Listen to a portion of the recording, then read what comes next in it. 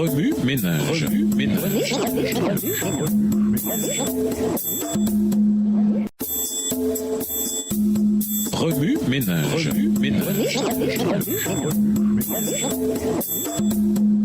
Bienvenue dans votre émission. Remue ménage. Nous voilà à la leçon 13, l'Évangile et l'Église. Ainsi, tant que nous en avons l'occasion, faisons du bien à tous et surtout à nos frères dans la foi. Galates 6, verset 10. L'Église devrait être un lieu qui nous protège du caractère du monde.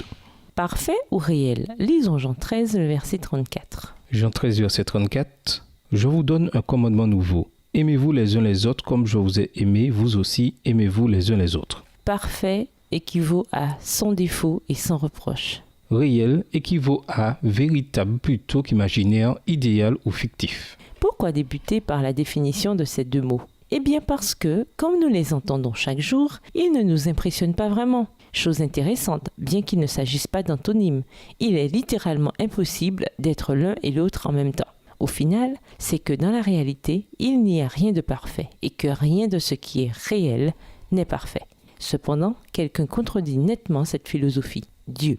Les êtres humains qui ont été créés à l'image de Dieu sont manifestement imparfaits. Dans Matthieu 26, Pierre renia Jésus 3 fois et cependant, c'est Pierre qui reçut la grande mission de paître l'Église chrétienne primitive, de la faire croître et de la diriger. Même Jésus, qui était parfait, a été persécuté à cause de son message radical qui dérangeait au plus haut point l'enseignement traditionnel juif.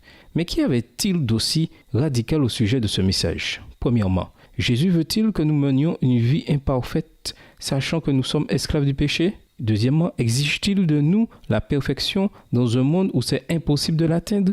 Aucune de ces deux propositions n'est correcte.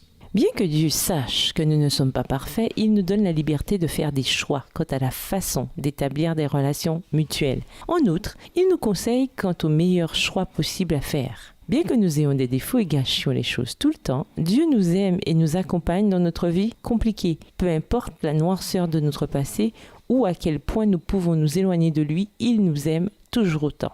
Essayer d'être parfait et lutter pour atteindre la perfection selon Dieu sont deux choses très différentes. Être parfait est faux et irréaliste. Mais Jésus nous appelle à redoubler d'efforts pour atteindre une perfection semblable à la sienne. Je vous donne un commandement nouveau. Aimez-vous les uns les autres. Il faut que vous vous aimiez les uns les autres comme je vous ai aimé. Jean 13, verset 34. L'effort humain pour atteindre la perfection est un effort empreint d'amour. Dieu nous a créés pour que nous éprouvions naturellement du plaisir à prendre soin les uns des autres. Jésus m'aime inconditionnellement et je lui en suis reconnaissant. Le sentiment d'être aimé est l'émotion la plus extraordinaire qui soit. Et aimer quelqu'un, un tout aussi grand bonheur. Provoqué par les pharisiens qui lui demandaient quel commandement était le plus grand, Jésus a répondu « Tu dois aimer le Seigneur ton Dieu, tu dois aimer ton prochain comme toi-même. » Toute la loi de Moïse et tout l'enseignement des prophètes dépendent de ces deux commandements. Matthieu 22, les versets 37 à 40. Tandis que vous étudiez la leçon de cette semaine, demandez-vous chaque jour comment ce concept vous aide à mieux connaître Dieu et à l'aimer davantage. Ensuite, demandez-vous en quoi ce que vous avez étudié peut s'appliquer à votre relation avec ceux que vous côtoyez. Au revoir. Et à demain si Dieu veut. Remue ménage. Remue ménage.